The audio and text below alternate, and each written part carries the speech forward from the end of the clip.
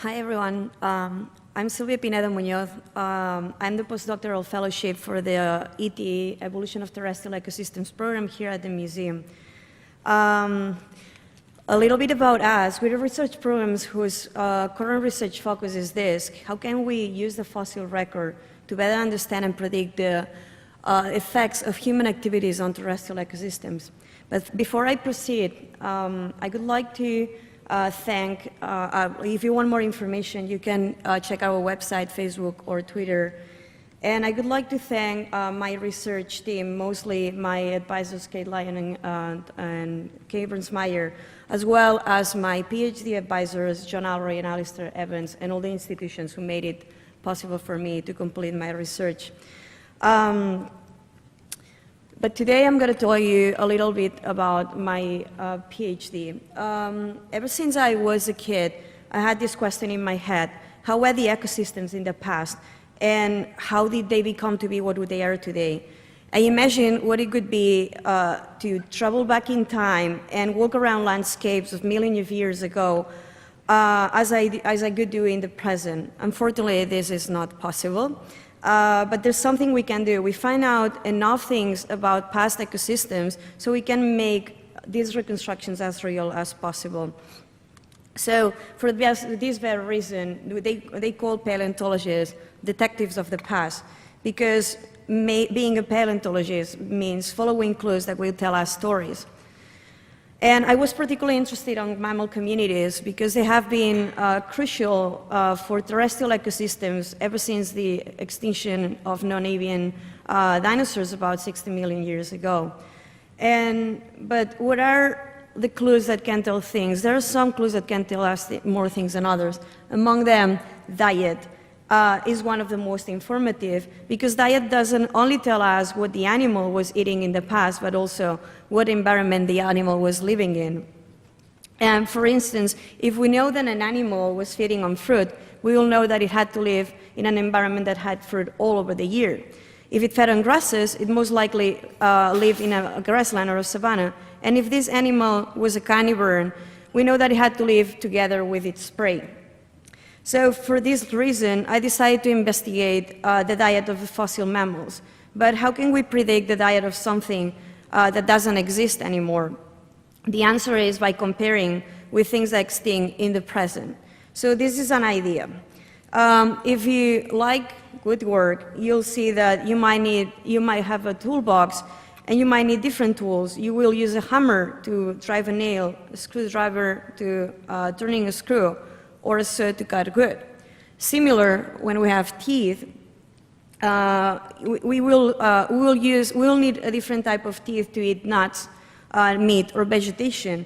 So you will need a different set of tools for processing different kind of foods, depending on what you're eating. So the idea is that teeth will evolve to cope with the optimal morphology to process a certain type of food. And ideally, we should observe convergence evolution of tooth morphology in mammal clades that have the same diet, independently of their phylogenetic life history. But how do we compute this? This is the question. How can we know how similar two sets of teeth are? And the way of doing this, the way I approached this, was by analyzing tooth surface as if they were topographic maps. For doing that, I 3D scanned dentitions using micro-CTs and laser scanners. From the dental scans, I obtained maps. Here you can see a tooth of a panthera and how it looks as compared to a kangaroo. These images were processed using a geographical information system, GIS, that was traditionally used for analyzing topographic maps. But what exactly on tooth surface tells about diet? Change does, change in slope, change in number of cusps. Here, for example, we have kangaroo dentition, and the different colors represent that particular point on the tooth surface has a different slope direction as compared to a rose diagram.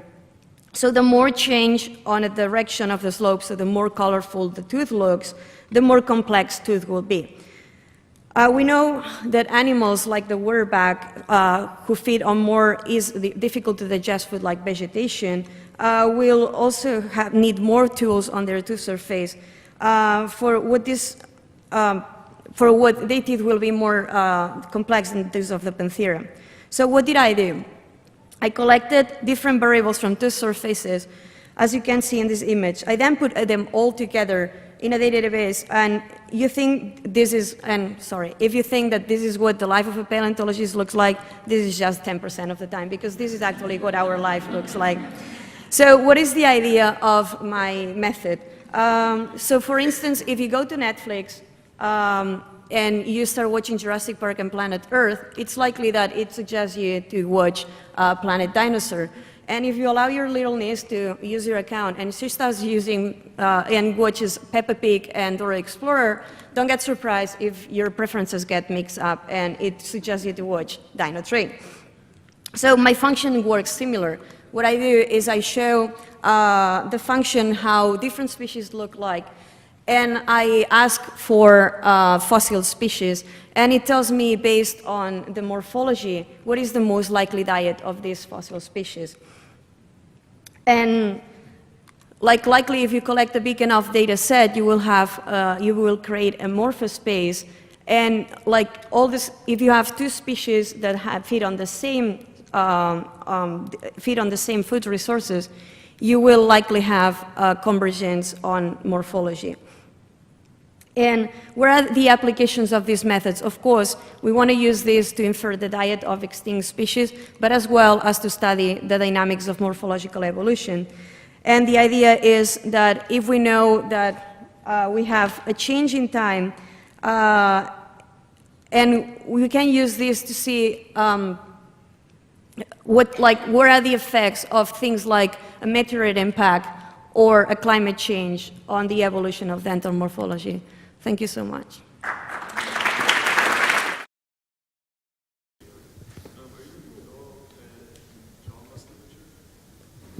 Hi. Can you repeat the question? Yeah. He wants to know if I'm also looking at jaw musculature. I am personally not working with jaw musculature, but I'm collaborating with people who do that, putting information on dentition and also musculature together. But yeah, it's really informative because sometimes you don't, teeth don't evolve as much as musculature and vice versa. So combining the two really can help you accurately predicting diet much better.